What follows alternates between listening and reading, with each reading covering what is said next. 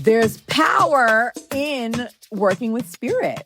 There is power that we're leaving on the table when we're not activating our spiritual technologies as a part of our freedom fight. And there are ways in which we might be overextending our energy, thinking that we have all the power in these bodies and in these minds, thinking that we can think our way and strategize our way out of oppression. Welcome to Spirit and Liberation, the podcast where we bridge the sacred and the political, where ancestral wisdom meets the front lines of organized movement. Every episode, we bring you into conversation with spiritual practitioners, political organizers, and healers who are weaving ancestral wisdom into the work of liberation.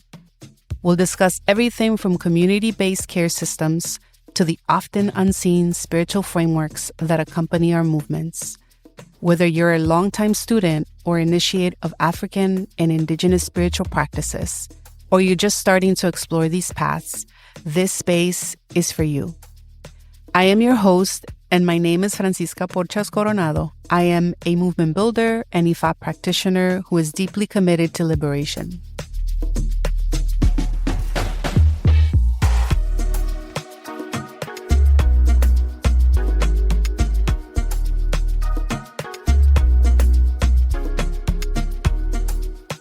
On this episode of Spirit and Liberation, we are in conversation with Wakumi Douglas, a creator, mother, survivor, social justice leader, organizer, educator, trainer, restorative justice practitioner, curator, and ritualist. And let me tell you a bit more about her.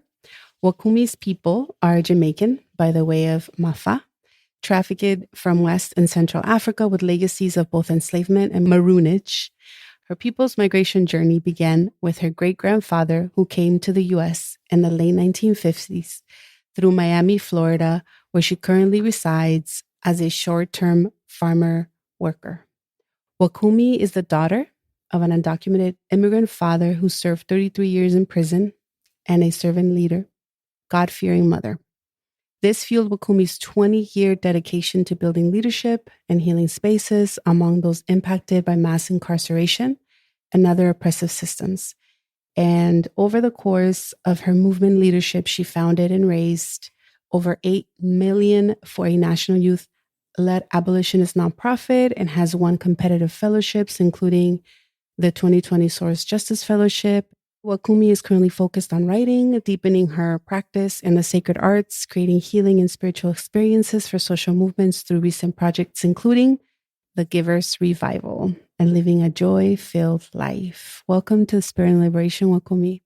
It's so awesome to be here. Thank you for having me.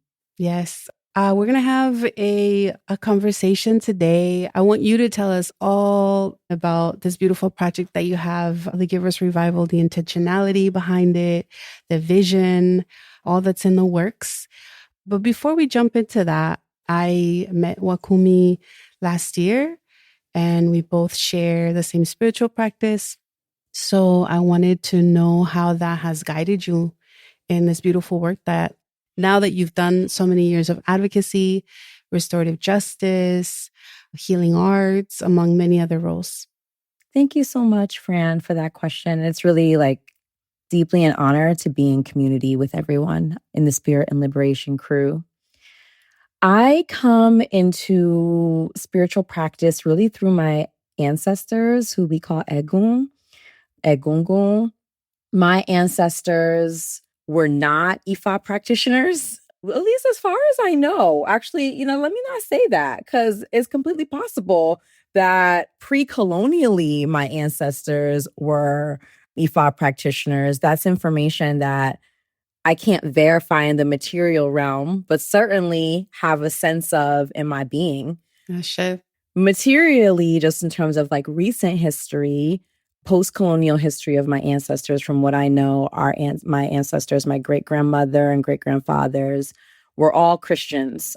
You know what, though? As I'm saying these things, I am having to complicate them, which is so cool. I love it.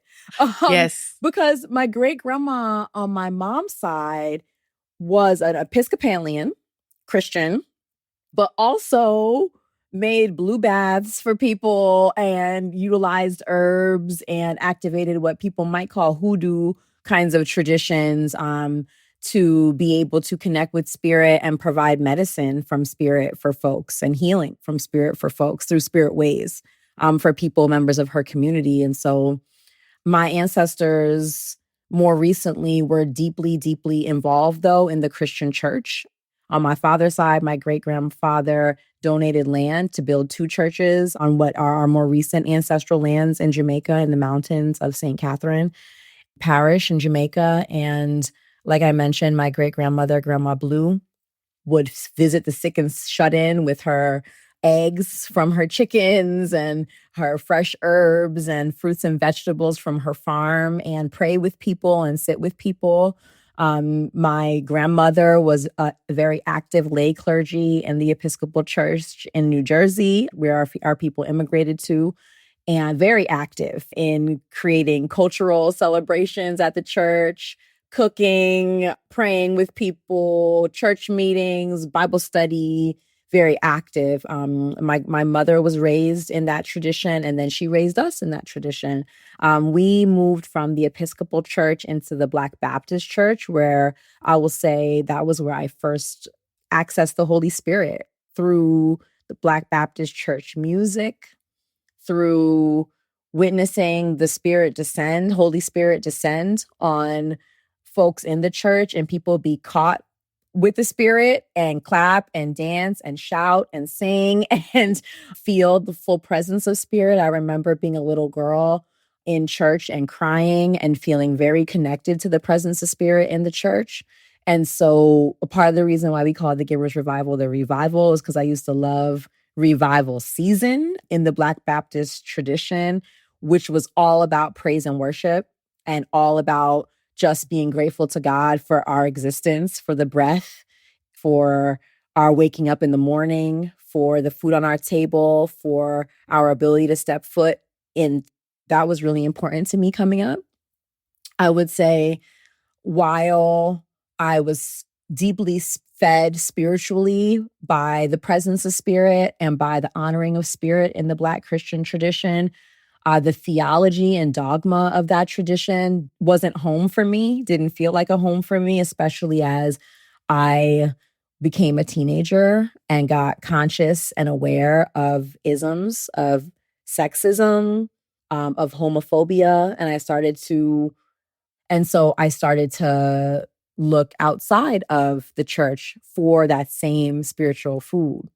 And I found it. I found it. We sure did. Yep. I found it in what at the time I was calling Pan-African spiritualities. So before Ifa called me, or before I could hear the voice of Ifa is really what I should say, because Ifa had been calling me. I just couldn't quite hear Ifa's voice. But I got called into a communion with many beautiful Pan-African spiritualists. Queen Afua was one of them, who's written many books, Sacred Woman amongst them. I'm a sacred woman. And so her spiritual foundation is in the Kemetic tradition in what we now call Egypt.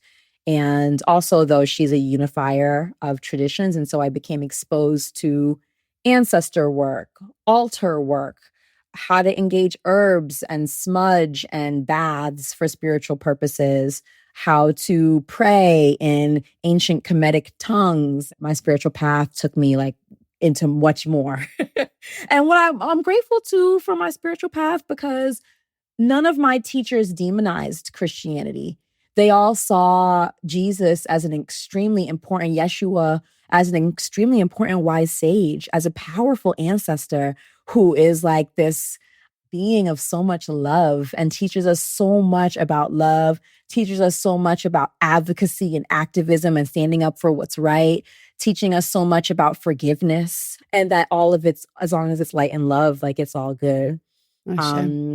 I became aware of Orisha in my 20s when I was just learning about all of the different African lineages of spirituality, and really was very curious about Orisha, had developed a relationship with Papa Legba really early on, with Yamaja really early on. and was like being with them, learning about them, had them in my house, has some shrines and some altars, included them in my altar work. But really, it was like a mixture of stewarding and shepherding my daughter's spiritual path and also being in deep listening to my own that allowed me to open to hear the voice of Ifa.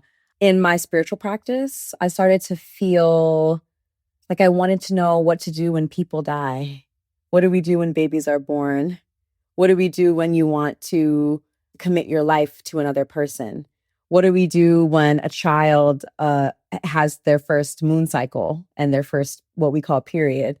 I wanted to know the rituals. I also wanted to learn the tongue, the language of spirit in another language. And so I was feeling like I needed a different way of accessing spirit than I currently was. I felt that call. Then at the same time, my daughter started asking me who are her Orisha out the like just I don't even know where she got to know how to ask this question. Okay, well, we know where she got to know how to ask the question, right? She started asking me that. And so there was really a really powerful alignment between me and my daughter's sort of call towards Ifa.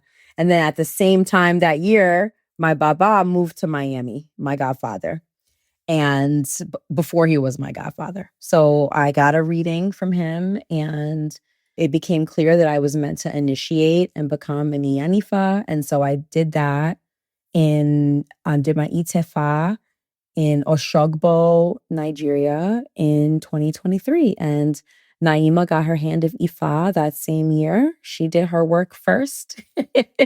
And then I did my Itefa and she came with me. And it's been a really, really powerful journey. I'm really grateful. So much to learn, a millennia of spiritual technology to learn Yes. in our tradition. And I'm so grateful. I see so much, and you probably do too, Fran. Like I see so much, there's so much resource in our tradition for our organizing work. And the Orisha represent so many different energies and aspects of life now that I'm in relationship with Ifa and the Orisha.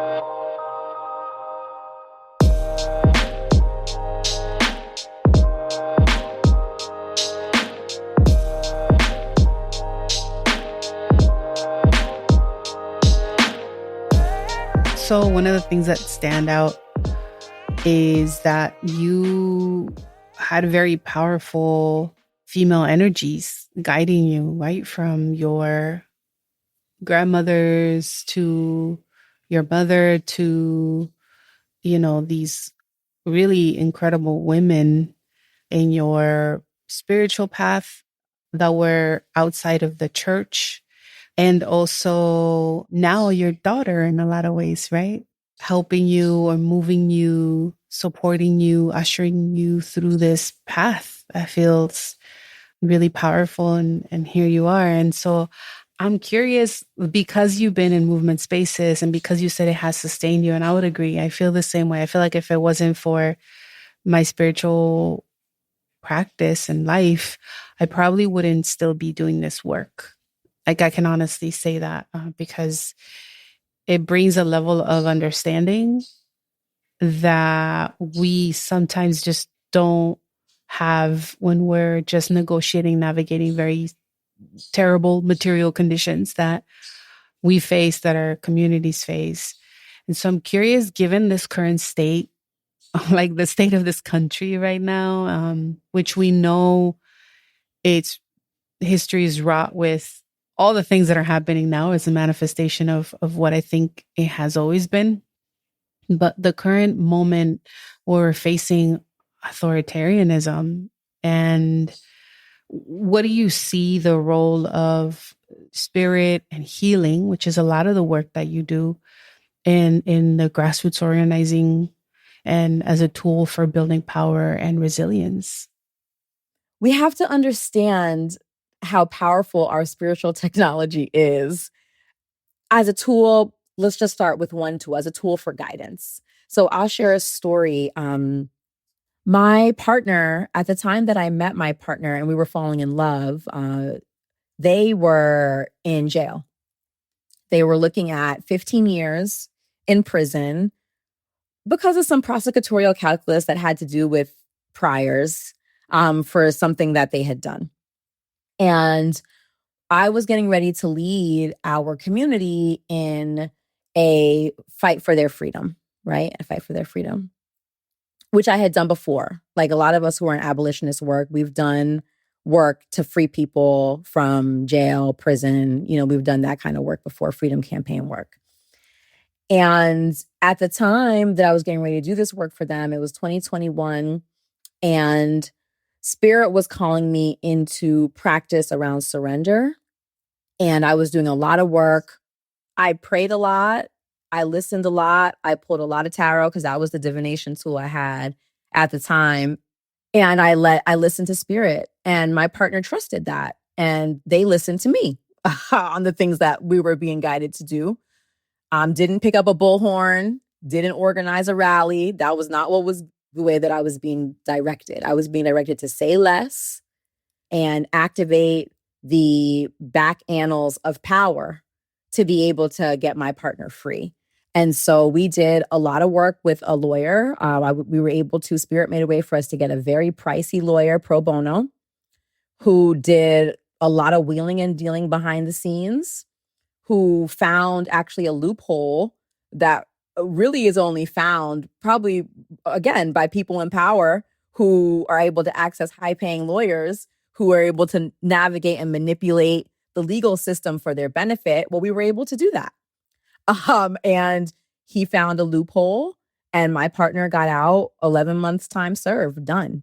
The 15 years were off the table. We didn't have to get loud. We didn't have to expend a whole lot of our energy physically pounding the streets, pounding the pavement, knocking on doors. We didn't have to do any of that.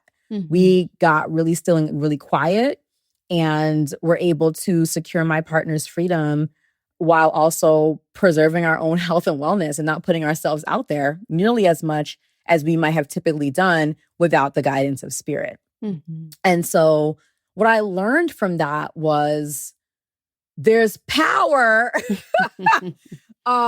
in working with Spirit, that there's power that we're leaving on the table when we're not activating our spiritual technologies as a part of our freedom fight and our freedom work. And that there are ways in which we might be overextending our energy, thinking that we have all the power in these bodies and in these minds, like thinking that we can think our way and strategize our way out of oppression. Mm-hmm. And the sister who I was just sitting with, Mama Rebecca Bennett out of St. Louis, she's so fierce. And she was talking to me about the importance of the ancestral work because it helps us understand our dimensionality. It helps us understand that we are here, but we are of a much more expansive reality than this place. Mm-hmm. That's so exciting. Yes. So I think a part of what spirituality does for us in our movement work is help us understand that an authoritarian regime only can have limited power over us when we understand our dimensionality, to use Mama Rebecca's words, when we understand ourselves as so much more than of this plane of existence. And we understand that when we understand ourselves that way, we can have a hugely positive influence on this plane of existence. It's not to give up on this earth. That's not what this connection to Spirit is about. It's not saying connect to Spirit and forget about these earthlings. No, it's actually to say when we understand our dimensionality, we can have much more powerful impact on this planet while also staying connected to that is beyond this planet. You know, you're preaching. You literally are. It's clear you come from the church and a long lineage of spiritual people, because right now you're leading a mini revival right now.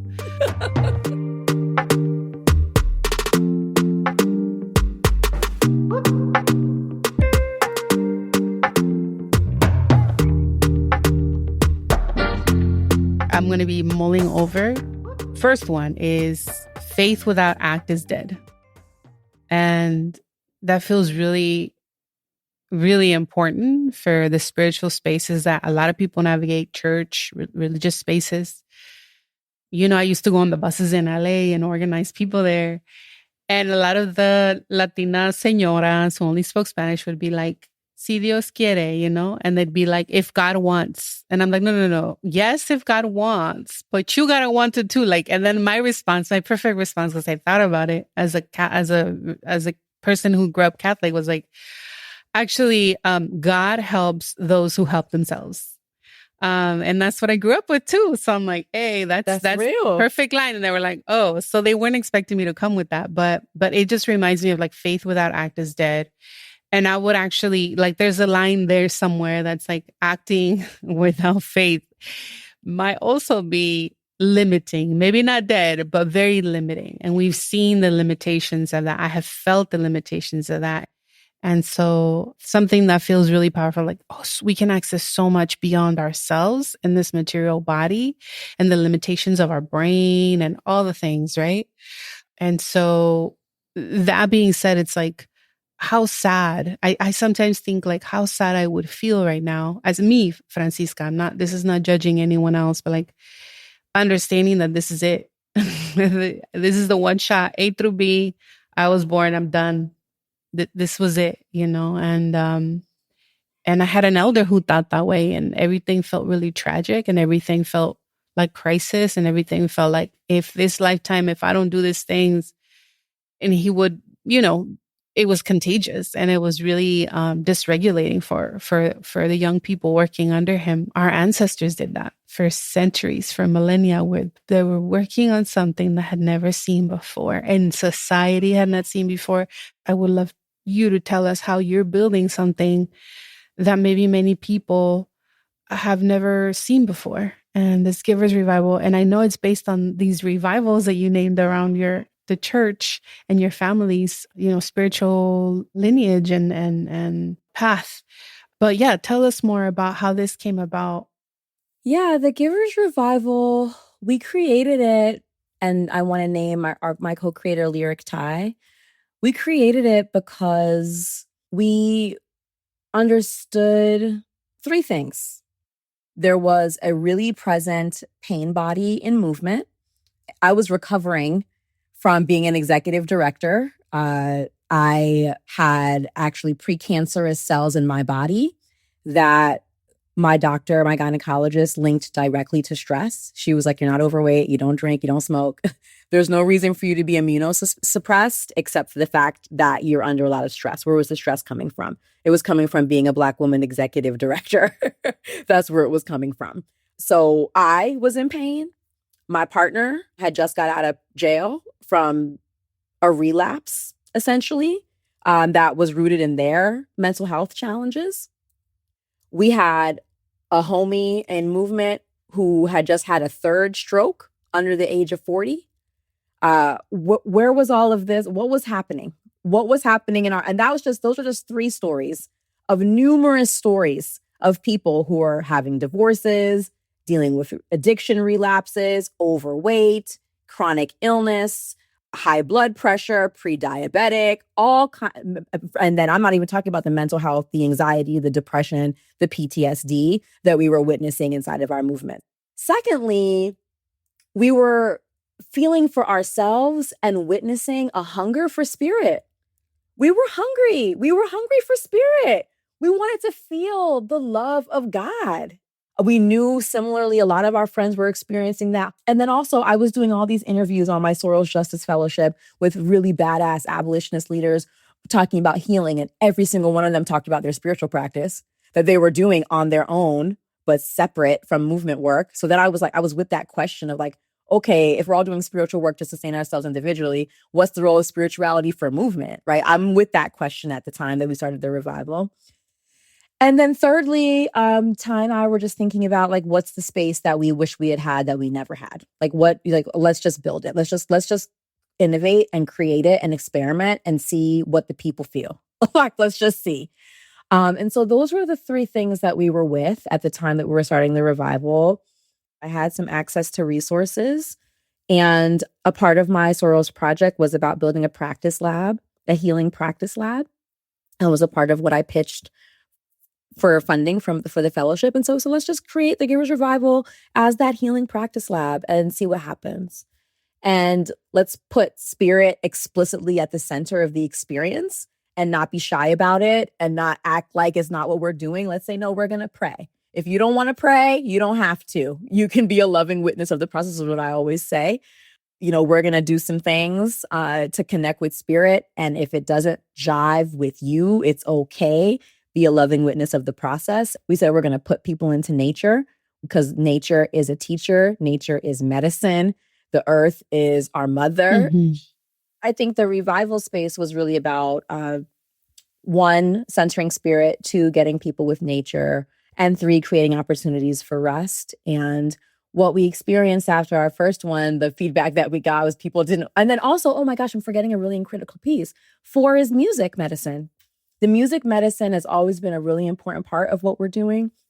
Lyric Ty is a singer-songwriter. And, and we come out of the church tradition and we're really unapologetic about that. We come out of the tradition of the church. That's a part of our lineage. It's an important part of our lineage. And there is no church without the choir. Yep, absolutely. So we wanted to make sure that we're always uplifting the power of music. And Ty is also bringing in like this really kind of scientific aspect, which is about vibrational frequency and hertz medicine. And these different hertz frequencies that really have the power to rewire the body and the mind. And so there's a lot of power in sound and it's scientific. And so we wanted to do that. And so we've begun doing it. And we've had 3 events. The first one was a 2-day event. The second one was a 3-day event. And the third one was a 1-day event, the Tabernacle that you experience. And I think one other thing that I would say about it is we're experimenting.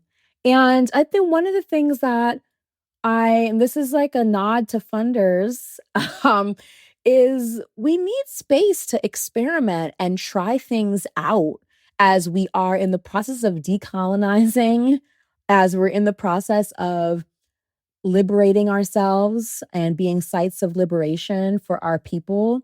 We need to be able to try things out. The tech bros get to try all kind of stuff out that helps no one. Okay. Right. And they get millions and billions of dollars to do it.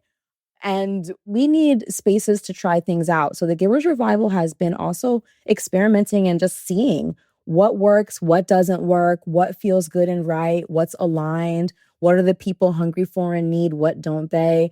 We've been really blessed to be able to work with researchers from an awesome program in St. Louis that come and survey folks and interview and observe. And we get to get feedback and shift and change the things that we're doing to align with what our people need. And so that's been a really important part of the project. And I think what we learned after the first event was that more than events are needed. That's what we learned. We thought we were going to host events at 1 year, annual events. And then we started getting phone calls and emails. Can you come and do some ritual with us at our retreat around grief and loss? Can you come and do some cross-cultural ritual because we have this indigenous community that's sharing what they have and we want to share from an African-centered perspective our rituals. Okay, cool. Can you come and create this interactive altar? Can you come and curate like something kind of like the revival but smaller for our conference? Oh, there's like more that's needed. Can you come to our organization? We're having these problems and challenges in our organization and we feel like we need healing and we just don't know what that means or looks like. And can you just help us figure it out? And so what we learned was that we were getting called to join with many, many people. You know what I mean? Yes, it was actually really special space.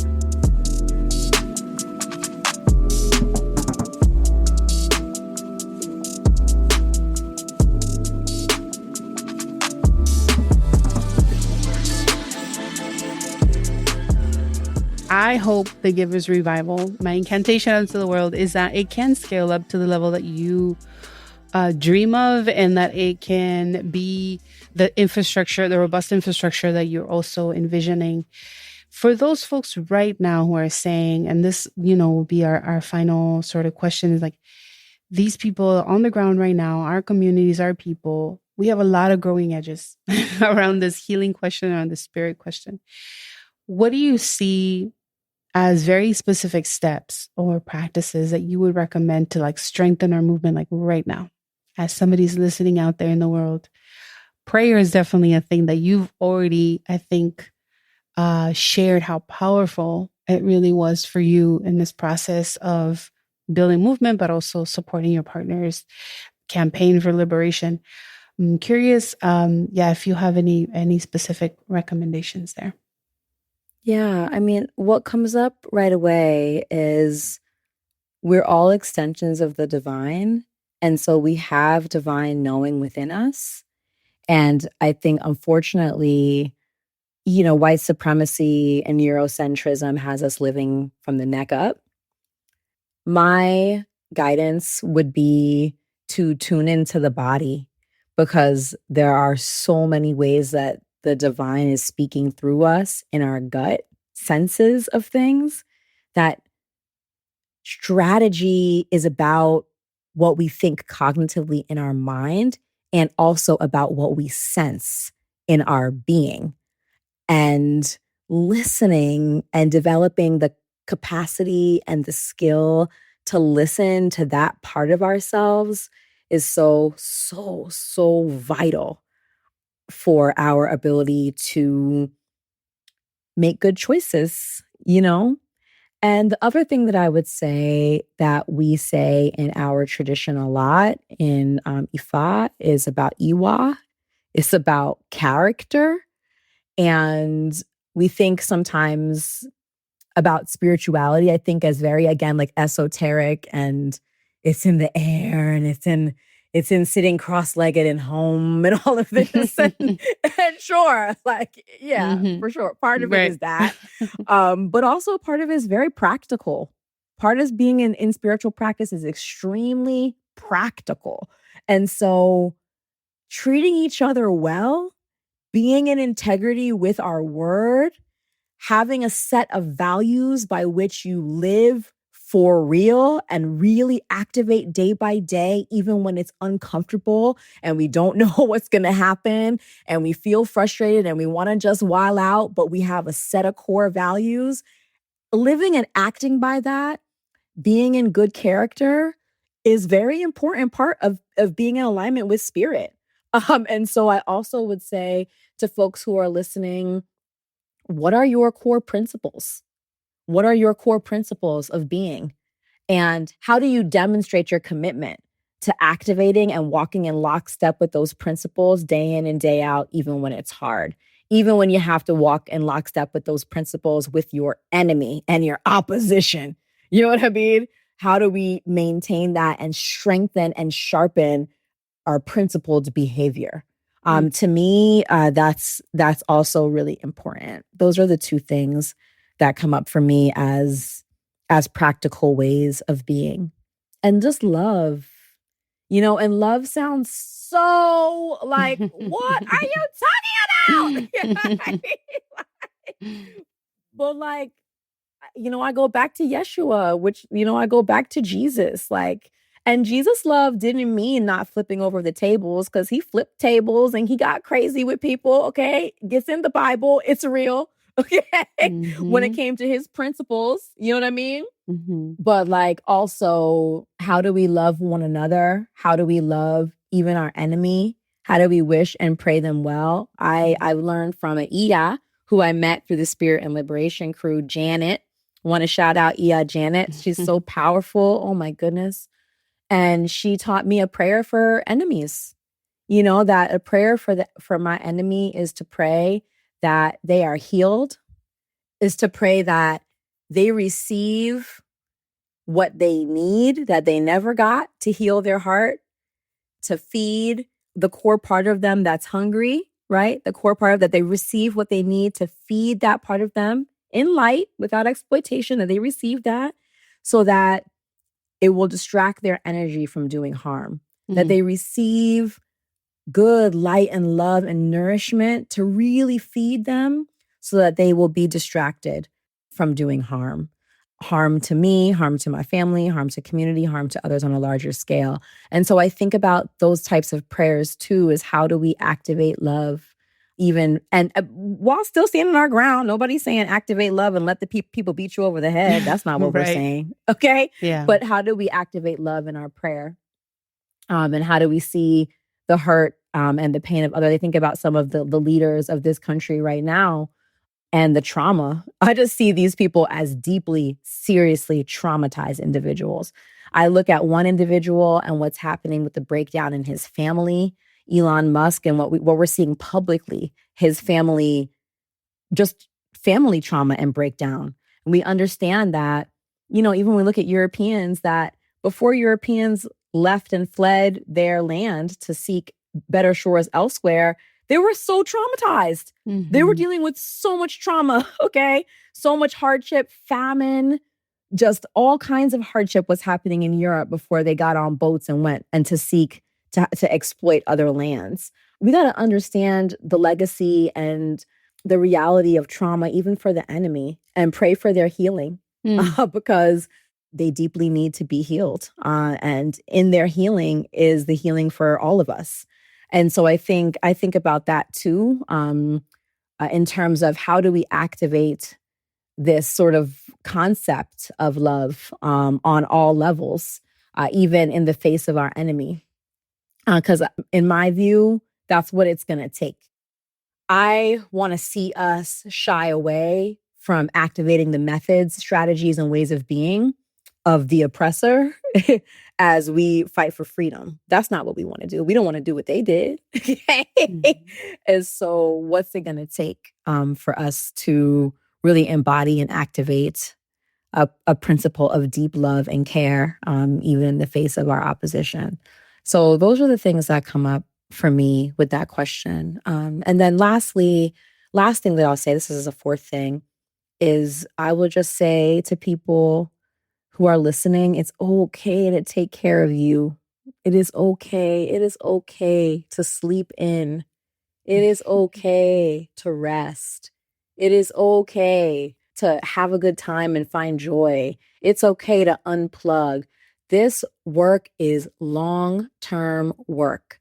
A day off, a week off, a year off, 3 years off.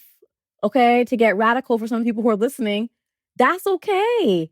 Take care of you. You got to take care of you because we need each and every one of us to be well in this work so that we can win. And thinking that martyring ourselves and pushing through pain and working when we're exhausted is going to get us free it's not it. I'm sorry to have to say. Okay. It's not it. So, if you're late to the meeting because you're coming from the gym, it's okay. The people in the meeting are going to be all right. Okay. So these are the things that come up for me. Take care of yourself and take care of each other. We have to take care of each other. We have to ask each other, did you eat today? Okay. Are you drinking water? Did you go see your doctor for that pap smear? Okay. We got to be checking in with each other about these things and prioritizing them so that we can sustain ourselves for the long-term fight. Thank you so much, Wakumi, for being here with us, for sharing all your wisdom and your love and your light and your energy and all the goodness. Thank you so much, Fran. What fun.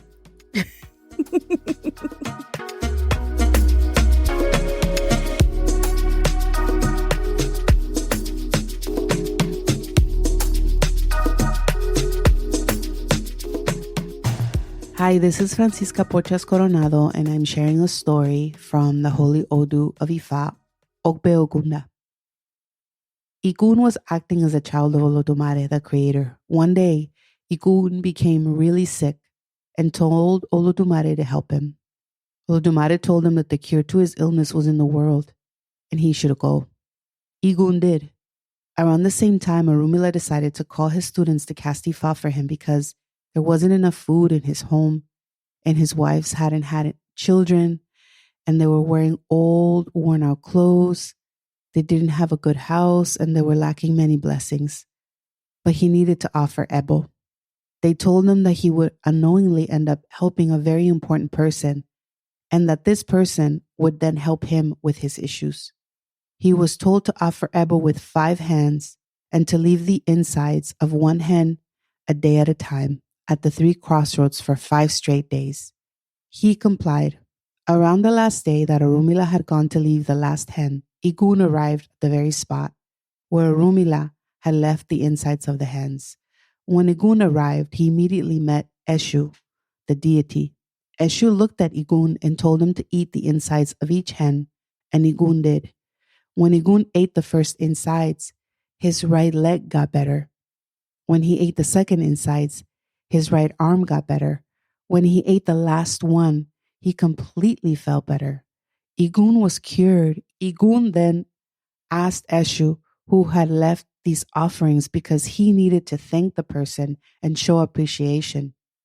Eshu responded that it was Orunmila.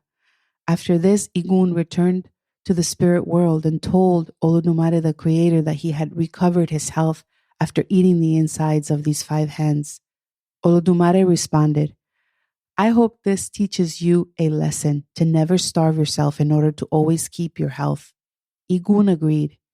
Igun then told Olodumare that it was Orunmila who had helped him, and he now wanted to give Orunmila something for helping him. He asked Olodumare if he could help with this.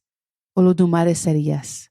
Olodumare then gave Igun 4 calabashes: wealth, children, longevity, patience. He told Igun to only let Orunmila pick up 1 and the rest should be returned to him. Igun agreed. After this, Igun came into the world and went straight to Orunmila's house. When he got to Orunmila's house, they exchanged greetings. Orunmila asked Igun to enter, and while there, Igun told Orunmila that he had unknowingly helped him to get better from a sickness. This is when Orunmila remembered the messages of his awos. Igun then said he wanted to pay back his good gesture and told him he could pick from one of these 4 calabashes to keep for himself. Orunmila didn't know which to pick, so he asked a peer, which one should I pick? She told him that he should pick wealth because then they could buy everything that they were looking for. When Orunmila asked his wife, she said, we should pick children because the pride they would bring them would be amazing, and because they would have people to propitiate them long after they were gone. Orunmila then asked one of his other friends which calabash he should pick. The friend said that he should pick longevity because, in being the longest living person on earth, everybody would be coming to him for his knowledge, wisdom, experience, and many other things, and he'd become a very popular and sought after person. Orunmila, still not knowing which one to pick, decided to call his students again to cast Ifa for him, and they did. They told Orunmila that he should pick the calabash of patience because the elder who has patience has it all. Orunmila agreed and picked patience. His wife was livid with anger and frustration and would abuse Orunmila any time that she could, telling him how stupid he was for making that choice. Orunmila would simply answer that whoever has patience would have it all. After 3 months, the calabash of wealth began to miss the calabash of patience. Eventually, the calabash of wealth asked Olodumare if he could go and live with the calabash of patience in Orunmila's house. Olodumare granted the request. Orunmila then began to have wealth in his life. After 3 months, the calabash of children began to miss the calabash of wealth and patience, and asked Olodumare to go and live with them in Orunmila's house. Olodumare granted their request. Orunmila's wife then became pregnant and gave birth about 9 months later. After 3 months, the calabash of longevity missed the other calabashes and asked Olodumare to go and live with those calabashes in Orunmila's house. Olodumare granted the request.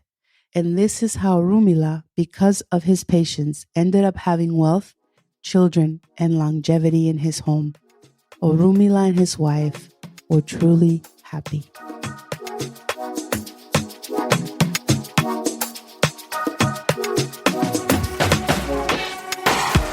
Thank you again for joining us today on Spirit and Liberation, brought to you by the Latinx Therapist Action Network. And a special thank you to Wakumi Douglas for sharing her journey and her healing work at the intersections of movement building. If this episode spoke to you, please like, subscribe, and share it with someone in your circle. Spirit and Liberation is hosted by Francisca Porchas Coronado and Jeanette Charles Marquez. Today's episode was produced and edited by Phil Serkis.